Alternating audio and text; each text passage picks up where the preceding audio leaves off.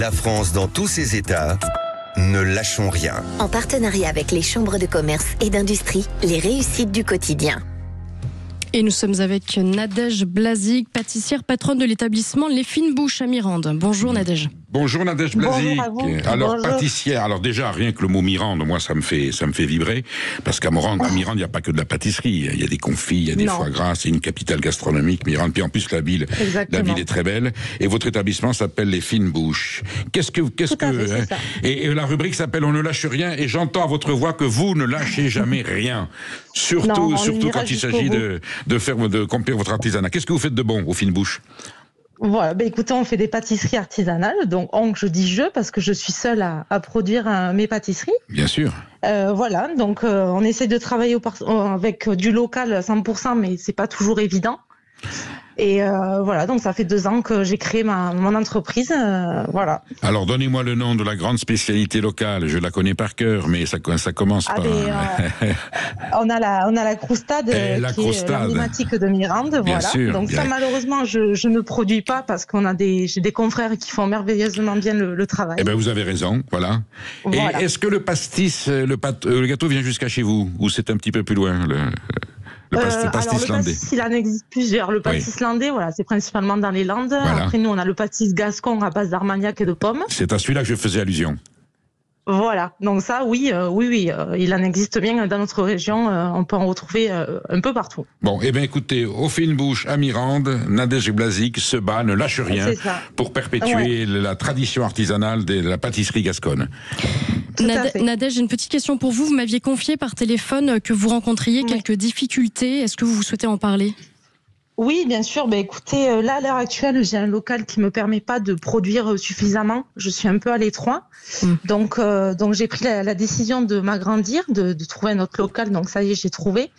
Malheureusement, c'est très compliqué parce que pour se faire suivre auprès des banques, il faut un certain apport et ça, malheureusement, je n'ai pas.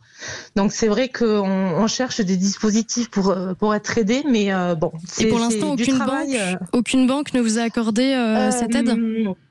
Là, pour l'instant, j'en ai fait 3. Il y a eu 2 refus catégoriques et 1 en attente. Pourquoi des refus ? Voilà.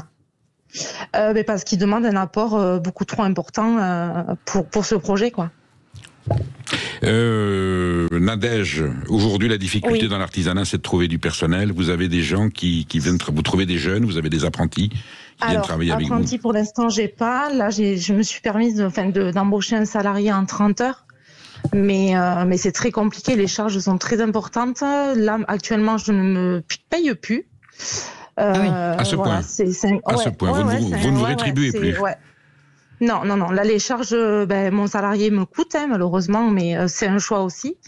Mais oui, les charges sont beaucoup trop importantes. Vous êtes un commerce de proximité en ville, je suppose, oui, avec une clientèle de quartier, une clientèle fidèle, je pense, qui est là régulièrement, et pourtant... Qui me suit depuis le début, oui. Et votre chiffre d'affaires n'est pas suffisant pour que vous puissiez vous verser un salaire. Alors...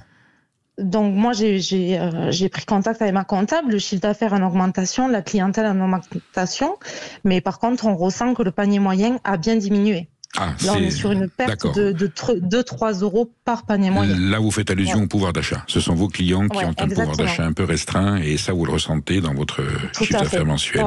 C'est le lot de beaucoup d'artisans, vous le savez bien, et beaucoup de commerçants. Sûr, on est tous dans le même panier, j'ai envie de dire, on ressent le malaise financier dans tout domaine de l'artisanat. Et vous comprimez les prix, je suis sûr que vous j'allais dire vous n'avez pas de Rolex à vous acheter à la fin du mois. Bien sûr. Ah non, c'est pas mon but, j'attends pas de m'acheter une Rolex, mais au moins de pouvoir vivre correctement et de profiter un peu de notre vie quand même, parce qu'on fait quand même des semaines à 60 heures où on est au travail, donc c'est sûr que au bout d'un moment, on aimerait bien quand même se payer. Vous, les 35 heures, c'est en 2 fois, si je comprends bien. Oui, voilà, c'est ça, oui, exactement.